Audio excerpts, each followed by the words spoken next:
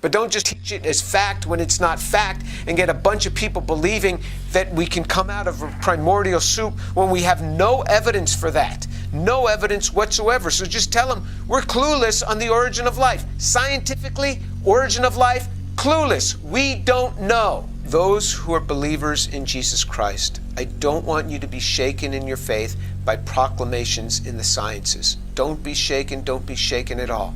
On origin of life, on evolution, there is nothing in the Bible that has been contradicted by a scientific fact. Nothing. My name is James Tour.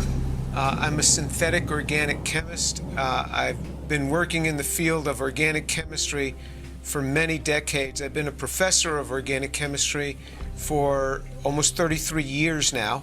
I've published over 700 papers in the area of synthetic chemistry, and some people view me as being one of the top producing chemists in the world alive today. So that would sort of make me able to speak about this. Now, people would say, what do you know about origin of life? Well, I've studied it, I've looked at it, I've written several articles on critiquing origin of life, but origin of life is pre-biology. Origin of life is before life forms. So before you have that first cell, that's when biochemistry takes over. But before that, it's just pure chemistry. There is no biochemistry. This is an area that synthetic chemists are the best able to critique and analyze, and that's what I am, a synthetic chemist. We work with molecules all day. You get a feel for what molecules can and cannot do, and then you start critiquing it. And so that's what I've been doing, is critiquing some of the areas of origin of life, because I felt that there was so much that was talked about that was overblown and hyped and just simply not true, and people were believing many things that weren't true. So the world is just thoroughly confused on this thing, and it's taught wrongly, not just in middle schools, not just in high schools, but even in the universities, and surely by the media.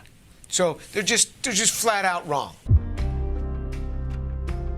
Yeah, I think it's taught as facts because most people don't know the difference between a fact and a theory.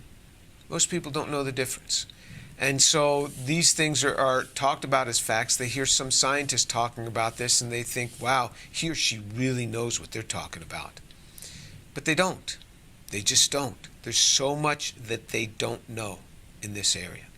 And I think most school teachers, I'm not coming against them, they just don't know. This is even taught as fact with professors. And it's not just origin of life, it moves right on into things of evolution of a complex system. I'm not talking about simple little things that you can do in a lab all the time. I'm talking about evolution of a complex changes. These are spoken about as fact all the time. I will hear biology professors say it is a fact. And I'm saying, well, what exactly is a fact? That evolution occurs when you talk about small changes in a test tube or in a bacterium? Yeah, for sure. But have you ever seen evolution of a complex system where one system becomes another? And people say, oh, that's ridiculous. Why is that ridiculous? You have to have that over and over again if you're going to have evolution from single cells moving on upward to complex organisms. You have to have that all the time. Have you ever shown a mechanism by which that happens?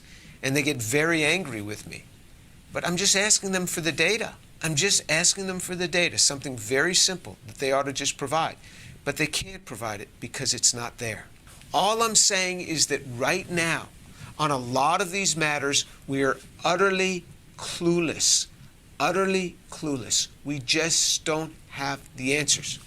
And what I say too is that because I'm a believer in Jesus Christ and I strongly believe in him. Now, when I speak about the science, I don't have to bring Jesus or the Bible into this at all. I'm just letting everything I've said to you this point is just letting science critique the science.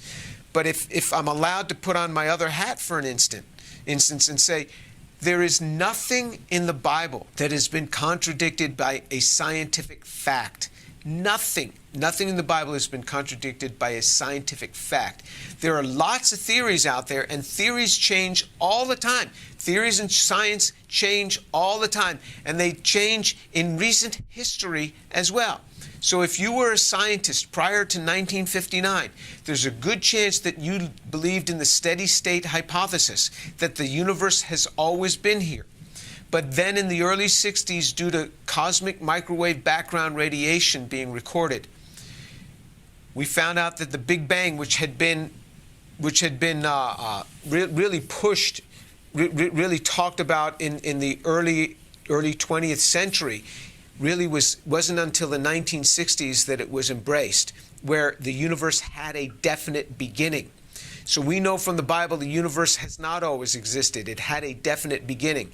That was then science morphed into what the Bible in fact teaches. The Bible stands.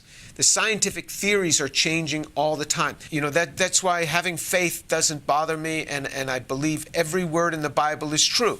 Does that mean I take every word literally? No, some things, Jesus even reproved his disciples for taking some things literally. They were on the boat, and he said, he started talking about the leaven of the Pharisees, and they started arguing with one another who forgot the bread. And Jesus said, look, I'm not talking about bread. I'm talking about leaven of the Pharisees. So they took him literally, and he reproved them for it. There are things that in the Bible we're told to take literally that are clear to take literally, like the physical resurrection of Jesus Christ. I mean, that is a literal physical resurrection. There are other things that we have to understand, because very often you can speak through analogy. You can speak through images quite vividly, and that's what the Bible often does. And trying to discern some of those sometimes is not easy, but I believe that every word in the Bible is true. So I love the Word of God. I love it, and it is true, and I love Jesus Christ more than anything in the world, anything. I love him, and he's coming again, and he lives in my heart, and Jesus lives forever and ever. There's nothing in science that contradicts anything in the Bible. That's why it has never shaken my faith. I am glad to help those who are getting shaken in their faith because of the sciences. I'm glad to talk with them and make that clear.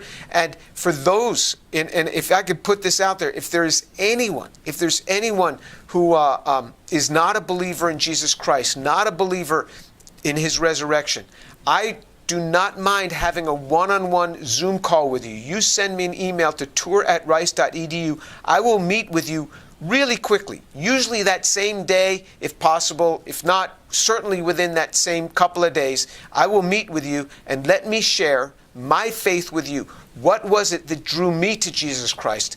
What was it that turned me to him to believe in the resurrection of Jesus Christ? I will do that anytime. I'd love to do that. And I know you got a lot of listeners out there, and I just want to get that word out there. I will love to do that. And if you want to see more of what I have, you go to my Dr. James Tour, which is a new YouTube channel that I have, Dr. James Tour on YouTube. There's a link to my YouTube channel right down in the description box. So you could go there and you can see some videos that I put out. But again, I just want to talk about my faith and my science, and they don't conflict with one another. They really don't conflict. We have the Bible, it is true. So much in science that our facts are true, but it's when we get into the theories, we have to take them as theories. Okay, that's a theory, that's a working hypothesis. And if the points don't measure up with it, it has to be working, then we can start to get rid of that. Now, you want to refine your hypothesis further? Okay. But don't just hold on to something and then teach it as fact when it's not fact, and get a bunch of people believing that we can come out of a primordial soup when we have no evidence for that. No evidence whatsoever. So just tell them we're clueless on the origin of life. Scientifically, origin of life, clueless. We don't know. Those who are believers in Jesus Christ, I don't want you to be shaken in your faith by proclamations in the sciences. Don't be shaken at all. On origin of life, on evolution, many people drift away from their faith when they start studying this in college, because you get some pontificating professor up there who's smug and acts as if they know everything. And they don't. They literally don't. If they know so much, why don't they come and talk to me about this? Why don't they come and contest with me? Because they can't. Because I have the data. Don't let it shake your faith. You know, in the Old Testament, God said, you know, false prophets are going to come to you. He says, don't trust them. I do this to test you, to see if you really love me. Don't drift away from him. Don't drift away from him based on this. If you're an unbeliever, if you don't know Jesus, I welcome you. I mean, the message of the gospel is come. Come to me, all ye who are weary and heavy laden, and I will give you rest. Come and learn from me, for I am gentle and humble in heart, and you will find rest for your souls. Come to Jesus. This is the message of the gospel. I will share with you. If you do not know Jesus, this is not an invitation to all the believers in Jesus who are out there. If you don't know Jesus, and you're disrupted and you think that you could never believe in him because of these things in the sciences, let me just share my faith with you. What is it that drew me to faith in Jesus Christ? Give me 45 minutes with you on a Zoom call. And you just send me an email to tour@rice, and I will do it. And you say, well, you really take your time to do that? I really take my time because it means more to me than anything else in the world. As Paul said, I will gladly spend and be expended for your souls. I will gladly spend and be expended for your souls. I will gladly give my time to see people come to Jesus, because in my world, that's the only thing that's going to last. That's the only thing that will outlast me and last for eternity, is bringing people with me into the kingdom of God. I'll gladly do that. And so the takeaway message, as you said, as you asked me, is that I don't want you to be disrupted in your faith, and I don't want it to keep you from faith in Jesus Christ, who's risen from the dead, the Son of God who rose from the dead. Jesus is the best. He is the kindest. He is so good to us, so kind in every way. If there's anything good, anything righteous, anything holy, it is all embodied in the goodness of Jesus Christ.